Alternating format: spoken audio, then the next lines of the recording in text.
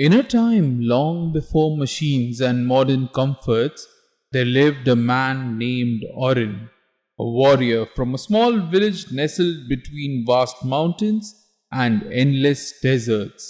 His life had been simple, centered around his family until the day of war came to their peaceful land.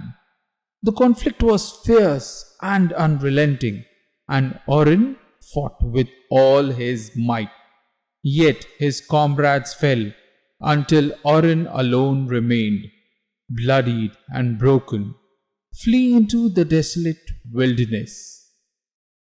For days he wandered the desert, the scorching sun mercilessly beating down on him.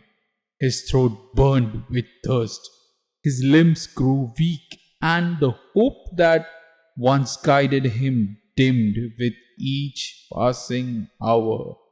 The sand stretched out in all directions, an unending sea of despair. Orin's vision blurred, and just as he was about to succumb to exhaustion, he stumbled upon something strange buried in the sand. A smooth stone tablet, and besides it a black stick of charcoal. With trembling hands, Orin picked up charcoal and stared at the tablet. He thought of water, the life giving element that his body so desperately craved. Strangely, the desire of drinking water moved his hand without any control over it and scribbled the word water on the tablet. To his astonishment, a pool of clear, cool water appeared before him. Orin's heart raced as he fell onto his knees, drinking deeply until his thirst was quenched. The miracle revived not only his body but also his spirit. He looked at the tablet in awe, realizing its power, a power that could bend reality to his will. Orin's thoughts raced as he contemplated what to do next. He needed shelter, a place to rest. Carefully, he wrote the word home on the tablet. In an instant, a modest yet sturdy home emerged from the sands. It was simple, but it stood firm against the harsh desert winds, offering him safety and comfort. But as Orin sat inside his newfound refuge, the loneliness gnawed at him. He longed for his wife, for the warmth of their presence. With tears in his eyes, he wrote the names of his wife and children on the tablet. He did not know what to expect. He did not know what would happen. Yet he wanted it.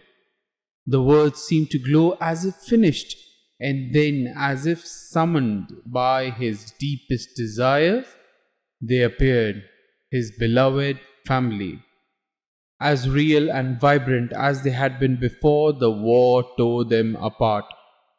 Overjoyed, Orin embraced them, his heart swelling with love and relief. They were alive again, and his world was complete. For days, weeks, and months, Orin lived happily in the desert, surrounded by those he cherished the most.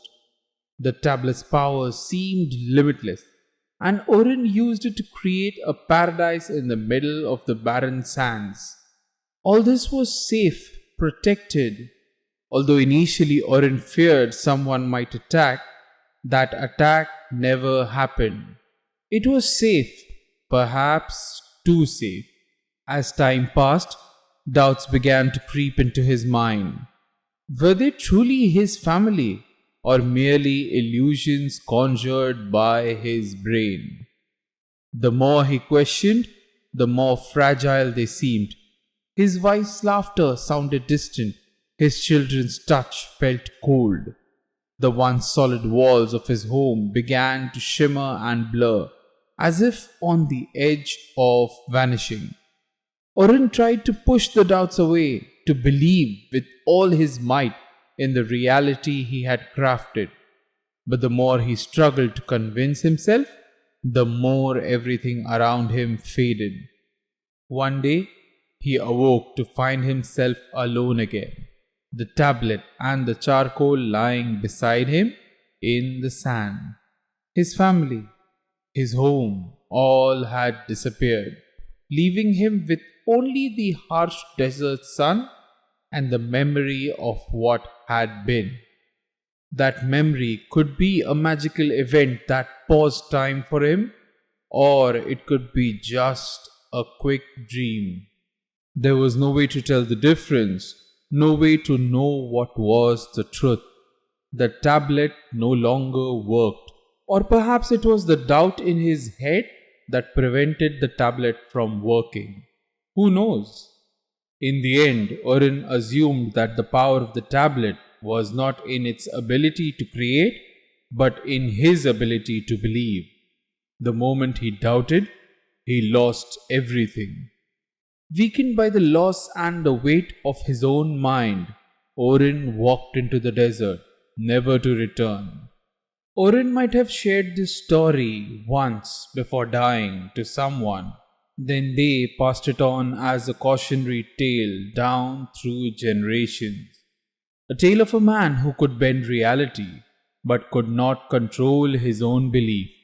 This self doubt not only costed him the loss of his imaginary family, but might have also lost him his actual family when he doubted his decisions during the crucial moments of war.